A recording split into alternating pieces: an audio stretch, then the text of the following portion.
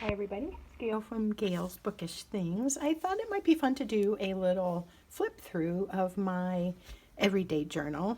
I've talked about this numerous times, but this is basically a journal in which I record happenings. So vacations, eating out with friends, maybe sometimes even just the basic occurrences of a day, just for the fun of record keeping, and having something to look back on. Excuse me one moment.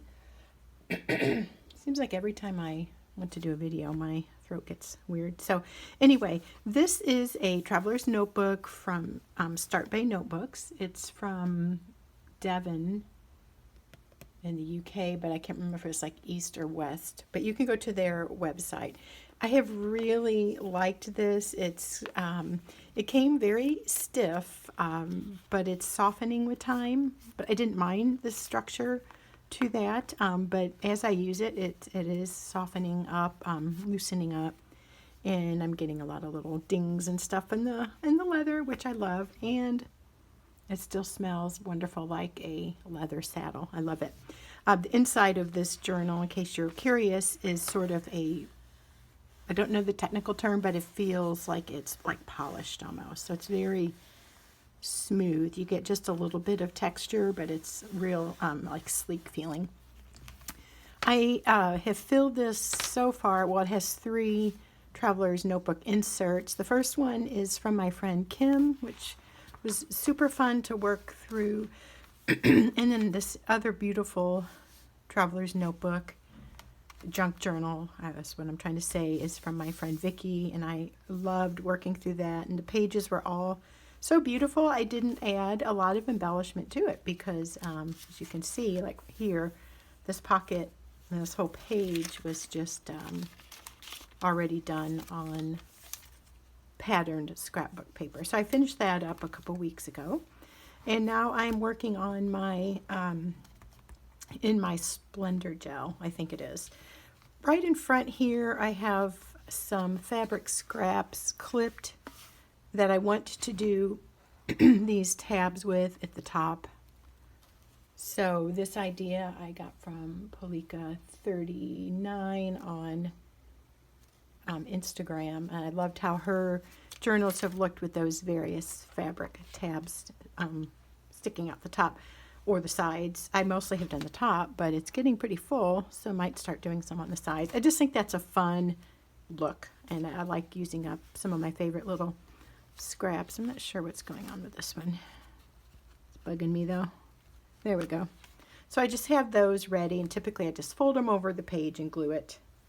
And then I showed on my July journaling joy an idea of piercing your cover. So there's an edgy new thing, piercing your journal cover.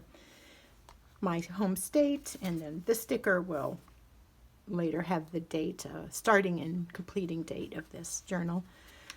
I have shown you some of this before, so I want to just show you some undecorated pages or partially written on. This one I've done. I have this jar cut out that my friend Stacy sent, and I don't need to tell you who sent what, but just most of these things are from my friends that I've met on YouTube or Instagram, so that's been really fun. I really like doing this collage type look. It's a fun way to use up a lot of your ephemera, your stickers, whatever you have to decorate your pages. I went through this time where I was just accumulating a lot of supplies, and it's like great and it's fun to page through when you're looking for something, but I felt like it's getting to be so much, I just need to use this stuff. And so that's what I have started to do a little bit more when decorating today's journals. So I really like how this turned out. A variety of elements from friends, and sometimes I like to label who I got things from or like where they came from. So this little striped thing just came with my moleskin expanded notebook, and I found that in there the other day, and I finished that like a year ago. So word stickers, fun to add. This is a new gift from Kim. Thank you, Kim, for those. Stickers from like those planner packs. I really like the clear background ones. I put a lot of washi tape on. This paper here is from my friend Donna at South Shore Paper, and I loved it so much I decided to make it a tip-in. And so I added a little bit of the collage effect to the inside, although it's beautiful by itself, but I thought it would be a fun place to kind of showcase some of the neat little fun ephemera pieces. So there's the door there. Fabric tab. It's pretty stiff. It's got glue in it. And then I put a tea label, I guess you call it. It's the end of the string when you have a cup of tea. I just opened that up and glued that on, so that's making a tab. This is from, I believe, my husband's cousin, Anne. And if somebody sends me a tea, then I oftentimes use the front of the tea bag or the whole packaging itself as a little tip-in or just a little journal decor. Another gift here. And I added some of my stickers and some gift stickers and ephemera there. And again, the same process here down at the bottom. Like I'd say get out all your stuff and have a day where you just decorate pages. And that's kind of what I did a couple evenings. I just worked on putting stuff down and just creating a place that looks inviting to come and write in. I don't have any problem wanting to write or too much problem being motivated, but when the page is already decorated, it just kind of seems fun to fill it. Again, a clear kind of golden cross washi. Recently I tried this product from the UK, this malt loaf, and I had to laugh with my friend Jen, who said it looked like meatloaf, and I can totally see how the brain and I would see that and think, oh, meatloaf. So that would be absolutely very strange to get in the mail. But this was kind of an interesting, tasty little, it's kind of like a sweet bread thing to try. I liked it. And there's the receipt from that. But word of caution, if you order something like that, make sure you know what the shipping is going to be. I didn't catch that, and I paid a lot for shipping. It was definitely fun to try, but I don't know that I would do it to pay the amount of shipping I paid just to try this little loaf, but it was really fun. So using packaging is another really fun thing to do in your junk journal or just your everyday journal. I like it because I guess it just says a lot. So you wouldn't have to write about this whole loaf or maybe a place where you had something to eat or something if you have a label that kind of tells part of the story for you. And when I see that, I will remember that we tried that, and my son and husband tried it, one of my sons. This is filling up pretty quickly, I think because I'm embellishing it so much. This again is the Splendor Gel. It came from Spain, but I got it off of Etsy from Good Ink Impressions if you're interested. It was about $12.09 with shipping. It's watercolor and fountain pen, watercolor friendly and fountain pen resistant. And this was a natural cream color and 85 GSM.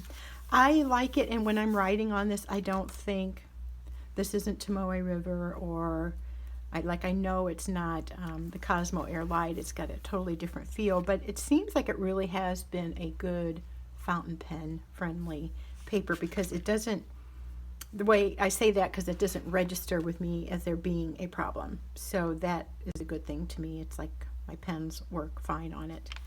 And it looks like shows some of the shading too, like with the ancient copper ink. So that's all for now. I won't go on and on.